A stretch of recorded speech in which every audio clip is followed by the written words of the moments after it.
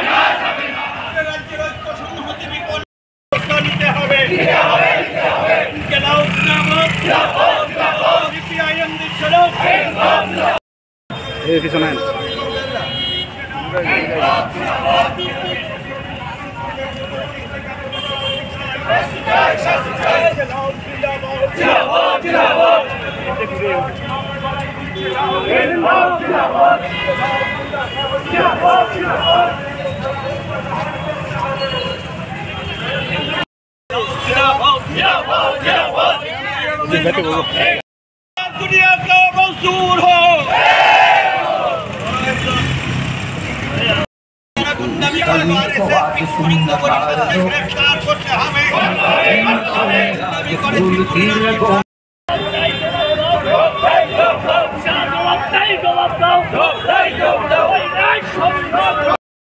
এরা রাস্তা রুখু করেছিল 13 দিনে এবং উত্তেজনা তৈরি করার চেষ্টা হয়েছিল বামফ্রন্ট সরকারের সময়। তখন রাজ্যের মুখ্যমন্ত্রী তিনি তার অফিসে যাবেন, মানিক সরকার তিনি তার অফিসে যাবেন, তিনি যাতে অফিস থেকে অফিসে না যেতে পারেন ওনার বাড়ির সামনে রাস্তা অবরোধ করেছিলেন। আমরা তখন এটা নিন্দা করেছি, প্রতিবাদ করেছি, বাড়ির সামনে রাস্তা অবরোধ করেছেন। আমরাও তো সরকারে ছিলাম, এখন আমরা বিরোধী দলে আছি, আমরা তো কখনো মুখ্যমন্ত্রীর বাড়ির সামনে যাইনি, এখনো আমরা তো গিয়ে তাকে পথ আটকানোর চেষ্টা করিনি। এটা কি পথ যে কথা বললে আপনারা বাড়ির সামনে দরজায় বসে যাবেন, পথে অবরোধ করবেন, কথা বলা যাবে না? এটা কোন গণতন্ত্র? কোন দিকে নিয়ে যাচ্ছেন রাজনীতিটাকে? এটা কি রাজনীতি না এটা নোংরামি? এই নোংরামি পথে ত্রিপুরাকে ঠেলে দিচ্ছেন। অতীতগুলো আপনাদের মনে করিয়ে দিচ্ছি, এগুলো আপনাদের পুরনো অভ্যাস। এখন আপনারা সরকারে আছেন, মানুষের নিরাপত্তার দায়িত্ব দেওয়া আপনাদের এবং মানুষের নিরাপত্তা, তার কাজ খাদ্য সবটা আপনাদের। এর দায়িত্ব আপনারা পালন করুন, নোংরামি বন্ধ করুন, সম্প্রীতি রক্ষা করুন, শান্তির পরিবেশ বজায় রাখুন এবং বন্যার্থ মানুষের পাশে গিয়ে দাঁড়ান।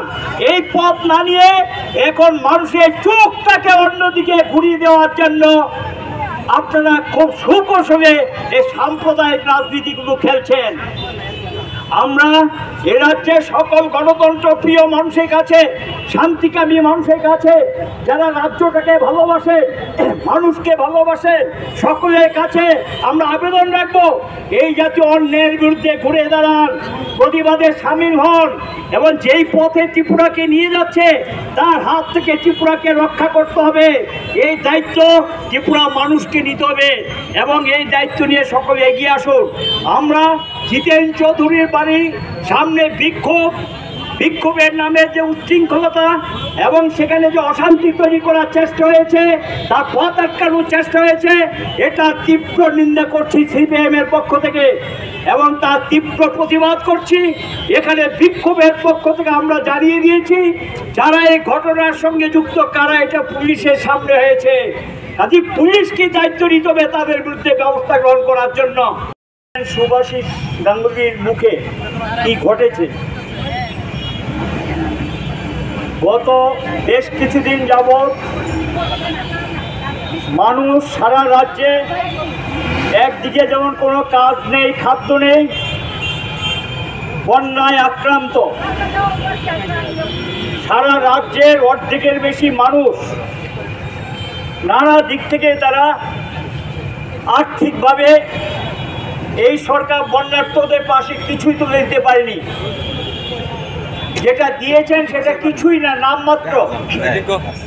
এখনো একটা বিরাট সংখ্যক মানুষ ক্যাম্পে আছে, এখনো জল সর্বোচ্চ সরেনি, রাস্তাঘাটগুলোর অবস্থা খারাপ। এই পরিস্থিতির মধ্যে আমরা সরকারকে সম্পূর্ণ সহযোগিতা করতে চেয়েছিলাম। আমরা সর্বদলীয় সবাই বলেছি, সবাই মিলে চলুন বন্যার্তদের পাশে দাঁড়াই। আমরা লক্ষ্য করছি, যখন সরকারকে আমরা এই সহযোগিতার হাত বাড়িয়ে দিয়েছি, সরকার উল্টো দিকে তারা এখন কি করছেন, প্রথম গন্ডাছড়াতে একটা মহড়া দিয়েছেন। আমাদের রাজ্যের চিরাচরিত জাতি উপজাতির ঐক্যকে বিনষ্ট করার জন্য সেখানে গিয়ে উস্কানিমূলক কাজ হিসেবে ছোটোখাটো একটা বড় ঘটনা, বা ছোটোখাটো বলা ঠিক হবে না, একটা বড় ধরনের এখনও যেই ঘটনা হয়েছে, বাড়িঘর যাদের পুড়েছে, ক্ষতিগ্রস্ত যারা হয়েছেন, তারা এখনও ক্যাম্পের সরকার তাদের নিরাপত্তা এবং প্রয়োজনীয় যে দেওয়ার কথা তাদের ক্ষতিপূরণ হিসেবে সেই অর্থ দেয়নি, এখনও তারা ক্যাম্পে। এই অবস্থার মধ্যে আমরা লক্ষ্য করলাম এরা নতুন করে এখানে অসন্তুষ্টি তৈরি করার জন্য তারা নতুন কায়দায় নতুন কৌশলে, আপনারা জানেন এখানে দুর্গানগর রানীবাজারে এখানেও সেখানে ধর্মীয় যে আমাদের ঐক্য, ত্রিপুরা রাজ্যে হিন্দু মুসলিম ঐক্য, এটাকে দুর্বল করার চেষ্টা করেছেন, অশান্তি তৈরি করেছেন। এবং সেখানে গিয়ে আমরা চাইছি শান্তি ফিরে আসুক, সরকারকে সহযোগিতা করছি। এই পরিস্থিতির মধ্যে রাজ্যের বিভিন্ন জায়গায় আমরা লক্ষ্য করছি বিজেপি সংগঠন, আরএসএস বাহিনী এবং বিশ্ব হিন্দু পরিষদ নানাভাবে বিভিন্ন জায়গায় উস্কানিমূলক কাজ তারা করছেন। আমাদের চিরাচরিত শান্তি সম্প্রীতি যাতে ক্ষুণ্ণ করা যায়। মানুষ যখন এ রাজ্যে গণতন্ত্র পুনরুদ্ধারের সংগ্রামে সামিল হয়েছে এবং মানুষের মৌলিক যে সমস্যাগুলো, এর মধ্যে জ্বলন্ত যে সমস্যা, মৌলিক সমস্যার মধ্যে সেই সমস্যাগুলো নিয়ে যখন রাস্তায় মানুষ যখন তার একটা বীজ চাইছে, এই অবস্থার মধ্যে আমরা লক্ষ্য করলাম যেখানে এখানকার মানুষ শান্তি সম্প্রীতি রক্ষা করতে এগিয়ে এসেছেন, এটাকে বিনষ্ট করার জন্য আমাদের রাজ্যের একজন মন্ত্রী, রানীবাজারের ঘটনা আমরা জানি, দুর্গানগরে যা হয়েছে, এখানে মন্ত্রীর উপস্থিতিতে ঘটনা সংঘটিত হয়েছে, কোনো ব্যবস্থা সরকারের দিক থেকে নেয়নি, সেখানেও সম্প্রীতি বিঘ্নিত করার চেষ্টা হয়েছে। এখন নতুন করে আবার আমরা লক্ষ্য করছি সম্প্রীতিও বিঘ্নিত করার জন্য আরেকজন মন্ত্রী একটা পোস্ট করেছেন, যেটা চূড়ান্ত আমাদের দেশের সংবিধান বিরোধী। একটা মন্ত্রী যখন শপথ নেয়, সে তখন ভারতীয় সংবিধানের প্রতি এটাকে রক্ষা করব, তার প্রতি আনুগত্য জানিয়ে তাকে শপথ নিতে হয়। ভারতের সংবিধানের মূল বিষয় কি? অপরাধ, এই হলো আমাদের রাজ্যে এবং কেন্দ্রের শাসক দল, এই হলো তাদের দৃষ্টিভঙ্গি। এবং আমরা লক্ষ্য করলাম কেন প্রতিবাদ করেছে, এটা সহ্য করতে পারছেন না। তার জন্য আজকে সকালবেলায় বিধানসভায় যাবেন বিরোধী দল নেতা, তার বাড়ির সামনে গিয়ে সেখানে যা খুশি তা কথাবার্তা, যা খুশি তা স্লোগান, অনেকটা হুমকি, এসব বলা যাবে না, এসব কথা বলা যাবে না, এই ধরনের হুমকি সুলভ কথাবার্তা তার বাড়ির সামনে বললেন পুলিশের সামনে। সেখানে পুলিশ নির্বিকার, দর্শক অনেকটা দলদাসের মতো সেখানে আমরা লক্ষ্য করলাম, কোনো ভূমিকা সেখানে পুলিশ নিলেন না। তারপর বিধানসভার সময় হয়ে গেছে, সাহসিকতার সঙ্গে বেরিয়ে বিধানসভায় গেছেন। এখানেও কিন্তু পথ আটকানোর চেষ্টা হয়েছে, তাকে আটকানোর চেষ্টা হয়েছে।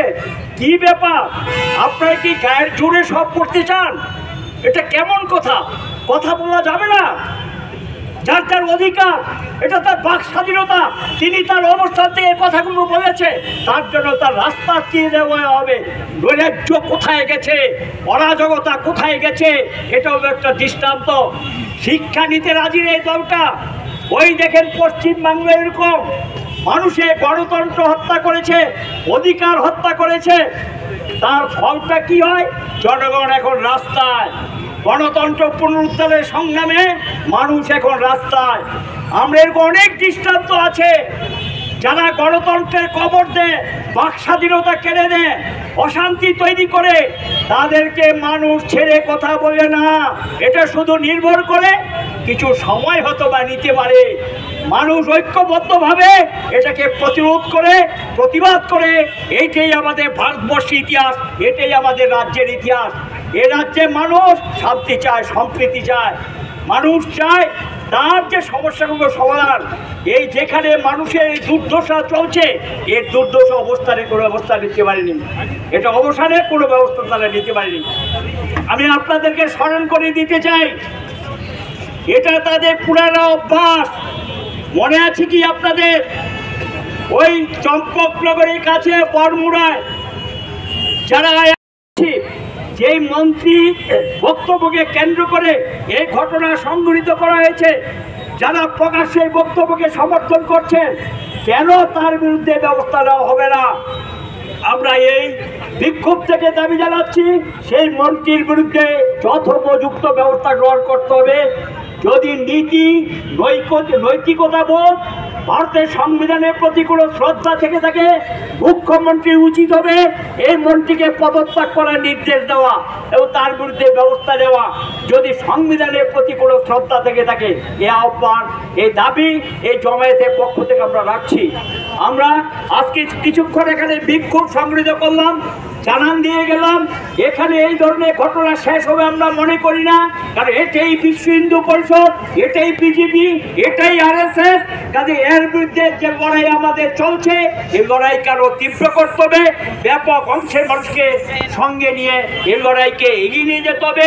ভয়ভীতি হুমকির কাছে আমরা মাথা নোয়াবো না। জেনে রাখা উচিত, পৃথিবীতে কোনোদিনই কমিউনিস্টদেরকে এই ধরনের ভয়ভীতি, খুন খারাপি, রক্ত ঝরিয়ে মাথা নুয়ে রাখা যায়নি। ত্রিপুরা তো পারবে না। অনেক ক্ষতি করেছেন, অনেক অত্যাচার করেছেন, অনেক নিপীড়ন করেছেন, মাথা নোয়ায়নি। মানুষ এখনো রাস্তায় আছে, লড়াইতে আছে। এ রাজ্যের মানুষের কল্যাণে মানুষ রাস্তায় নামছে। কাজেই এই সমস্ত ভয় ভীতি হুমকি দিয়ে যদি মনে করেন যে আমাদের কমিউনিস্টদেরকে ঘরে ঢুকিয়ে দেবেন, মূর্খের স্বর্গে বাস করছেন। কমিউনিস্টরা তারা মানুষেরই সৈনিক এবং তারা প্রকৃত মানুষের কল্যাণ চায়, প্রকৃত মানব দরদী এবং মানুষের সুখ দুঃখের সাথী। এটাই হলো তাদের সবচেয়ে আত্মবিশ্বাস। কাজে যেই পথ আপনারা নিচ্ছেন, এই পথে বেশি দিন টিকে থাকা যায় না। এটাই আমরা শিক্ষা নিয়েছি সারা দেশ এবং ভারতবর্ষের বিভিন্ন ঘটনা থেকে। কিন্তু শাসক দল এই শিক্ষা নিতে রাজি না। আমরা বলবো যে একটা মিছিল আপনারা করেছেন আজকে, আরো বড় ধরনের লড়াইয়ের জন্য সকলে প্রস্তুতি নেবেন। কারণ এই জাতীয় ঘটনা তারা হয় বন্ধ করবে, শুধু আমরা রাস্তায় নেমে মানুষকে রক্ষা করার দায়িত্ব আমাদেরকে নিতে হবে, সম্প্রীতি রক্ষা করার দায়িত্ব আমাদেরকে নিতে হবে। এই কথাগুলো বলে যারা আজকে মিছিল, আমরা আমাদের পার্টির রাজ্য সম্পাদক এটা সঙ্গে সঙ্গে একজন SP দৃষ্টিতে নিয়েছেন, পুলিশের এ রাজ্যের যে মুখ্য নির্দেশক তার দৃষ্টিতে নিয়েছেন, রাজ্যের মুখ্যমন্ত্রী দৃষ্টিতে নিয়েছেন। কোনো ব্যবস্থা তারা নিলেন না এই মন্ত্রীর বিরুদ্ধে। এমনকি শাসক দলের এটাকে নিন্দা করে কোনো বক্তব্য তাদের নেই। উল্টো কোনো নেতা বলছে যা বলেছে তা নাকি ঠিক। এখন CPIM এর পক্ষ থেকে, বামফ্রন্টের পক্ষ থেকেও এটাকে নিন্দা করা হয়েছে, তার বিরুদ্ধে ব্যবস্থা নেওয়ার জন্য বলা হয়েছে। আমরা রাজ্যের মানুষের কাছে শান্তি সম্প্রীতি রক্ষা করার জন্য আবেদন জানিয়েছি। এই পরিস্থিতিতে বিধানসভার প্রসঙ্গটা উঠে সেখানে আলোচনা হয়, যে কোনো সদস্য তার অবস্থান থেকে দাঁড়িয়ে বক্তব্য রাখতে পারে। আমরা লক্ষ্য করলাম সেই মন্ত্রীটিকে যা তার বক্তব্যকে কোথায় নিন্দা করবে সেই নিন্দা তো করেনি, উল্টো সেটাকে কোনো সদস্য সেটাকে সমর্থন করলেন। অবশ্যই তারা শাসক দলে, এবং সেখানে গিয়ে মন্ত্রীও তার ছাপাই দেওয়ার চেষ্টা করলেন। আমাদের CPIM এর পক্ষ থেকে আমাদের অবস্থান, রাজ্যের বিরোধী দলের নেতা তথা ত্রিপুরা রাজ্য কমিটি CPIM এর সম্পাদক কমরেড জিতেন চৌধুরী আমাদের অবস্থান আমরা পরিষ্কারভাবে বলি। সেখানে যারা এই জাতীয় ঘটনায় উস্কানি দেয় তাদের বিরুদ্ধে ব্যবস্থা নেওয়ার জন্য দাবি জানান। একজন বিধানসভা সদস্য হিসেবে এটা তার অধিকার, সে বলতে পারে তার বক্তব্য, এবং এই দেশের সংবিধান, এই দেশের গণতন্ত্রকে রক্ষা করার জন্য সেখানে গিয়ে এটা বলবেন।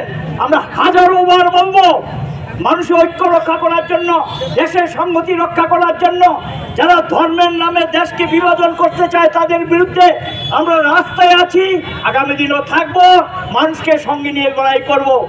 গত লোকসভা নির্বাচনে ভারতবর্ষের জনগণ একটা শিক্ষা তাদের দিয়েছে, তারপরে এর থেকে শিক্ষা তারা গ্রহণ করেনি।